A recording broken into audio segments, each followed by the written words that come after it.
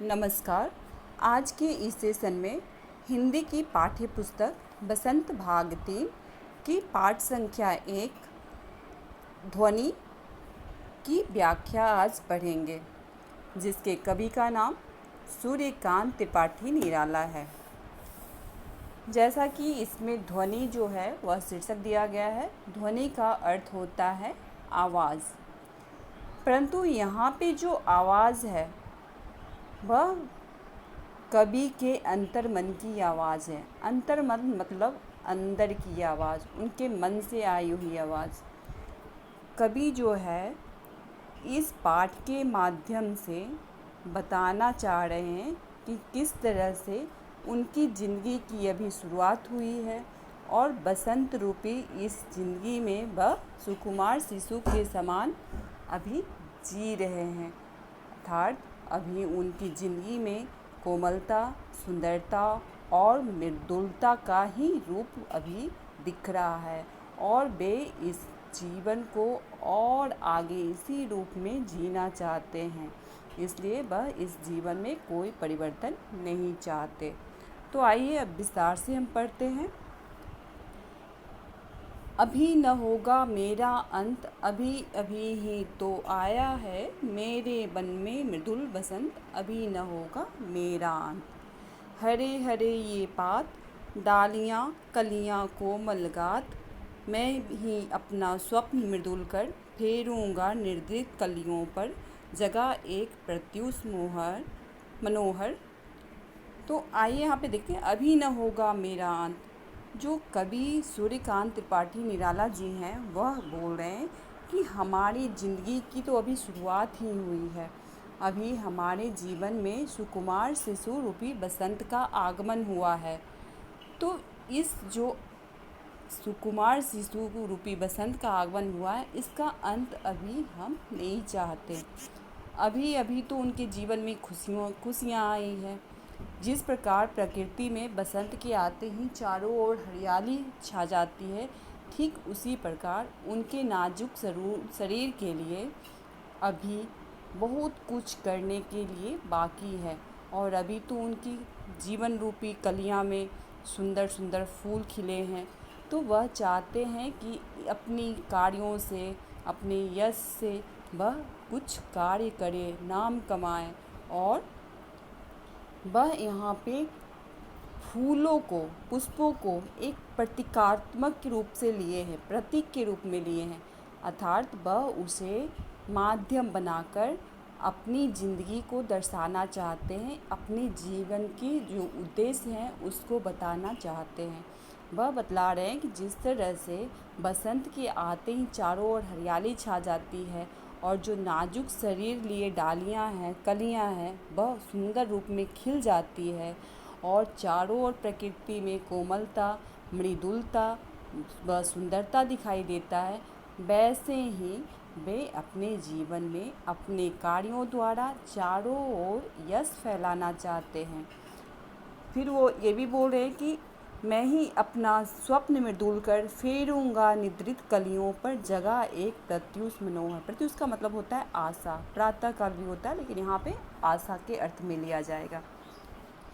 तो उनका कहना है कि जो स्वप्न भरे कोमल हाथों में जो आलस आ चुका है, अलसाई हुई जो कलियाँ हैं, तो हम अपने कोमल हाथों से उनके आलस को दूर करेंगे। उस अलसाई कलियों पर अपने कोमल हाथ को फेरकर उन्हें प्रभात के आने का, अर्थात सुबह के आने का हम संदेश देना चाहते हैं। इसी प्रकार हम अपने जीवन में भी जो आलस्य आ चुका है, निराशा है, बाधाएं हैं, जो दुख है, उसको भगाकर हम अपने नए कार्यों की ओर अग्रसर होना चाहते हैं, आगे बढ़ना चाहते हैं।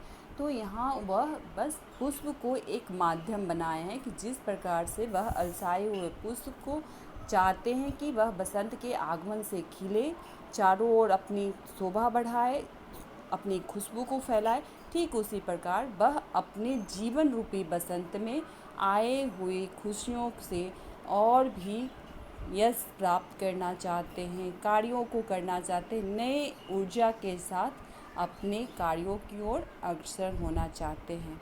आइए अगली पंक्ति देखते हैं। पुष्प पुष्प से तंद्रालस लालसा खींच लूँगा मैं, अपने नवजीवन का अमृत सहर्ष सींच दूँगा मैं, द्वार दिखा दूँगा फिर उनको, है मेरे बेजहाँ अनंत, अभी न होगा मेरा अंत।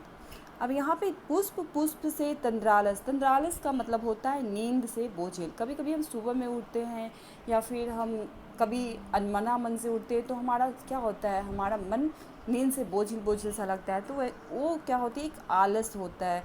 तो वही बोल रहे हैं कभी कि जो पुष्प पुष्प में जो आलस है, उस आलस को, नींद से जो बोझी उनकी जो अलसाई हुई जो उनकी कलियां हैं, उनसे हम क्या करेंगे, उनसे हम आलस्य को हटा देंगे और उनकी आलसी आँखों से आलस्य हटाकर उन्हें चुस्त और जागरूक बना देंगे।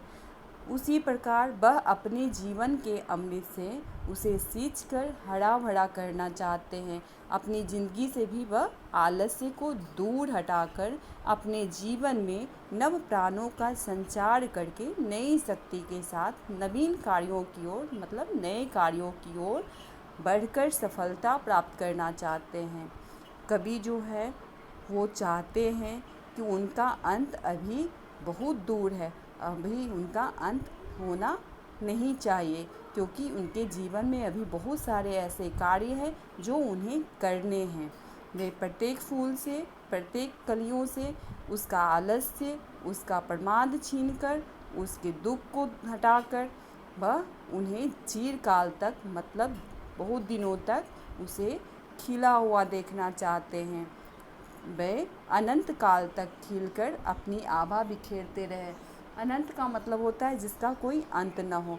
तो वह यह उम्मीद पुष्पों से रखते हैं और उसी पुष्पों के माध्यम से वह अपने जीवन को भी दर्शाना चाहते हैं कि वह भी अपने जीवन में पुष्पों की तरह खिलकर अपनी आभा बिखेरना चाहते हैं, अपने कार्यों से यश प्राप्त करना चाहते हैं।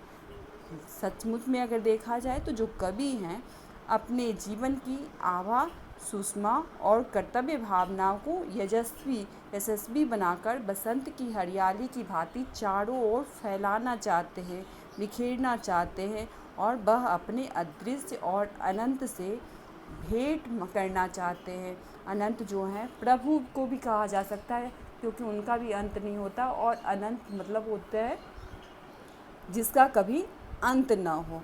तो जीवन की समाप्ति होने से पहले वह चाहते हैं कि उस अनंत से उनका सप्राण भेंट हो, मतलब सप्राण का मतलब प्राणों के साथ, और इसलिए वह अभी अपना अंत नहीं चाहते, मतलब अभी उन्हें बहुत सारे कार्य करने हैं, इसलिए वह अपने जीवन का अंत नहीं चाहते।